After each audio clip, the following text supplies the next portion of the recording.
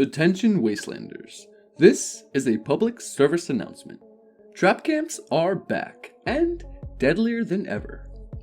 With the latest camp update, Bethesda has removed many build restrictions. That means more freedom, more creativity, and more traps. Punji pits, maze camps, or the classic drop camp. The Wasteland has just got a lot more dangerous, and turning PvP off will not save you. In today's video, I will be covering the rise of trap camps in Appalachia, going over what they are, why players build them, and everything you can do to prevent yourself from falling victim to them. What are trap camps?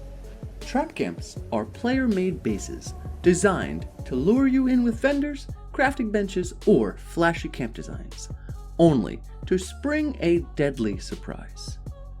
Once you step inside, it's too late. Punji spikes, flamethrowers, Tesla traps, even mid-air camps waiting to drop you to your demise. Some players will bait you with cheap legendaries, rare plans, or stacks of rare junk like stable flux for insanely cheap prices. Others hide vendors behind locked doors and pressure plates. And now, with restrictions gone, the creativity and cruelty are endless. Traps at a player's camp can harm any player even if PvP is turned off. So, if you have pacifism enabled, and you do fall for a trap camp, that just means you will not be able to fight to get your junk back. Now, why do players build them? Not just to steal your junk, though some want that too.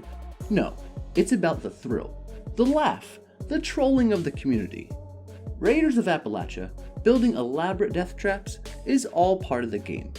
Some even reward survivors with free loot if they beat their gauntlet. Others, they just want to watch you burn. What's Bethesda's stance on the matter? Simple. Fallout 76 is a survival RPG, and in the Wasteland, danger doesn't play fair. Raiders aren't just scavengers. Some are cunning tacticians, rigging death traps worthy of a mad engineer. If a trap can kill even the most battle-hardened vault dweller, that's not a bug. That's just the Wasteland working as intended. So, the next time you get trap camped, thank that raider for adding to the immersion of the Wasteland. How to tell signs of a trap camp. Before you find yourself stuck within the depths of some evil genius's lair, there are plenty of things you can do to prevent getting yourself there in that sticky situation in the first place. The first and most obvious thing to watch out for is a floating camp. It is impossible to tell if a camp is floating or not before you fast travel to it. So, it is highly advised to fast travel to a location nearby and walk on over to make sure.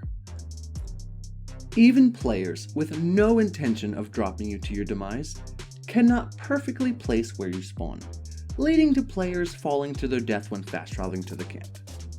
This can be negated completely with the goat legs perk in agility though.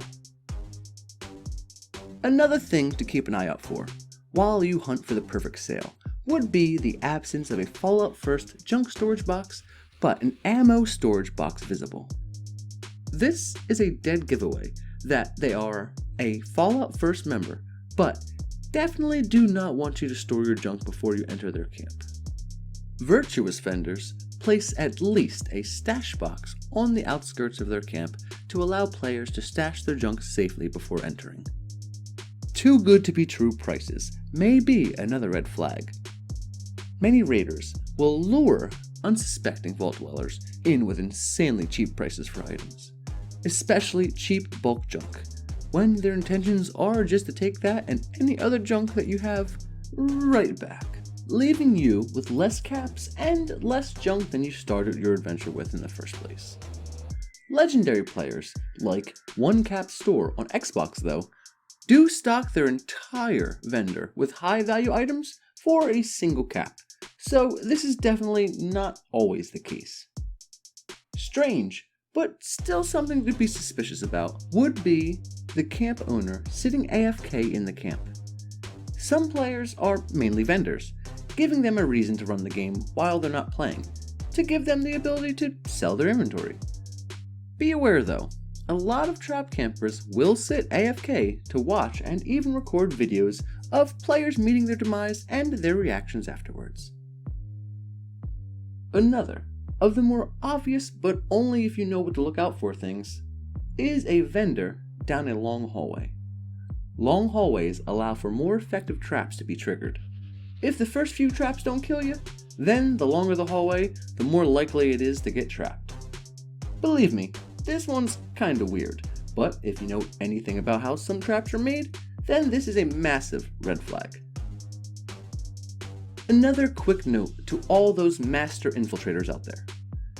Using the Master Infiltrator legendary perk will automatically pick locks at players' camps. This will instantly flag you as a PvP target, and even if your PvP is turned off, that just means again, you won't be able to fight back. How to protect yourself. With so many various designs of Doom, falling for one of these camps is inevitable for every player who shop hops, and therefore there are plenty of steps that you can take if you do plan to still traverse the unknown. The most obvious way to protect yourself is to always store your junk at every opportunity when shop hopping. Another great idea, especially to those bloody builds out there, would be to remove all radiation and fully heal yourself. In addition to that, you could always be equipped with a set of life-saving armor, Overeater's power armor, or a Chinese stealth suit for radiation protection. And if you want to be paranoid, you can always create a perk loadout as well. Light-footed for traps, goat legs for fall damage, and mysterious saver to revive you if you do suffer some lethal damage. If you do happen to find yourself within a trap camp and can't fast travel out due to taking damage or any other reason such as overencumbrance, your best bet for survivability is to simply leave the world. This will preserve your junk and your sanity from the tricks or treats that any raider has for you. If you do die in one of these camps, it is best to just accept it and move on. The loot that you have lost will always be replaceable. The frustration caused from letting it get to you will never be worth it. The Wasteland is more dangerous than ever. With build limits gone, trap camps are rising across Appalachia like weeds. They could be anywhere. They could be waiting for you right now. As always, guys, thank you so much for watching. Stacking damage as I attack. Quiet weapons hitting, ain't no need to reload that. Too sharp, mini nuke, aimed it right at your back. Rebuild Appalachia piece by piece with supply.